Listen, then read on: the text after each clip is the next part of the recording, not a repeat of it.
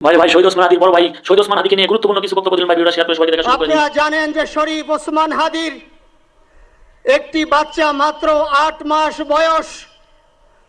ওর বাচ্চা যখন জন্ম হয়েছে আমাকে বলেছেন, ভাই আমার বাচ্চার জন্য একটি নাম নির্বাচন করেন, যেই নামের মধ্যে বিপ্লবী চেতনা থাকবে। আমার সন্তানের জন্য একটি নাম নির্বাচন করেন, যেই নামটা সাহসিকতার পরিচয় বহন করবে। আমি অনেক যাচাই বাছাই করে ওর সন্তানের নাম দিয়েছিলাম ফিরিনাস, বিপ্লবী এবং সাহসী। আজকের ওর সন্তানের চেহারার দিকে তাকানো যায় না। আজকের আমার মা প্রায় পাগল হয়ে যাচ্ছে, জ্ঞান হারিয়ে ফেলছে। আমার ভাই বোন তারা পাগল হয়ে যাচ্ছে। আমার 6 ভাই বোনের মধ্যে সবচেয়ে ছোট ছিল শরীফ ওসমান হাদি।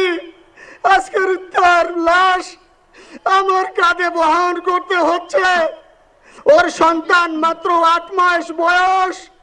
গতকালকে যখন ওর কাছে নিয়ে আসছে, সবাই বাবাকে দেখাবে ওসমান হাদিকে।